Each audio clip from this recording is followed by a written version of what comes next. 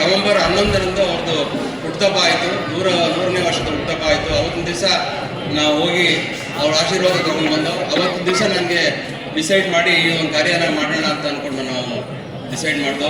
So ಈ ಒಂದು ಕಾರ್ಯದಲ್ಲಿ ಹರನ್ ಅವರು ಸೋಮ್ ಸುಂದರ್ ಅವರ ತಂದೆಯವರೇ ಜೀವಾನಂದ ಸ್ವಾಮಿಗಳು. ಸೊ ಹಾಗಾಗಿ ಅವ್ರಿಗೆ ನಾವು ಅಭಿನಂದನೆ ಸಲ್ಲಿಸೋಣ ಅಂತ ಈ ಒಂದು ಕಾರ್ಯ ಮಾಡ್ತಾ ಇದ್ದೀವಿ. ಸೊ ಭಾಳ ಧನ್ಯವಾದಗಳು ಸರ್. ಸೈಟೇಷನ್ ಇದೆ. ಈಗ ಕನ್ನಡ ರಾಜ್ಯೋತ್ಸವ 69ನೇ ಕರ್ನಾಟಕ ರಾಜ್ಯೋತ್ಸವದ ಅಭಿನಂದನಾ ಪತ್ರ.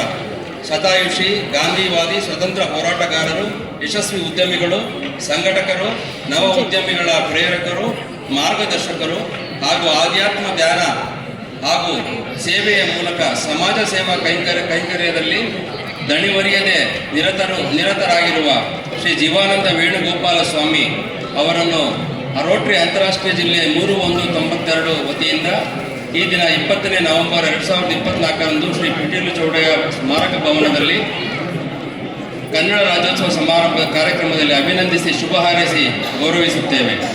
ಸಹಿ ಮಹಾದೇವ್ ಪ್ರಸಾದ್, ರೇಣುಕೇಶ್ವರ ಸ್ವಾಮಿ, ಕ್ಲಬ್ ಸರ್ವಿಸ್ ಡೈರೆಕ್ಟರ್, ಹಾಗೂ ಶ್ರೀನಿವಾಸ ರೆಡ್ಡಿ, ಅಧ್ಯಕ್ಷರು, ಕನ್ನಡ ರಾಜ್ಯೋತ್ಸವ ಸಮಿತಿ.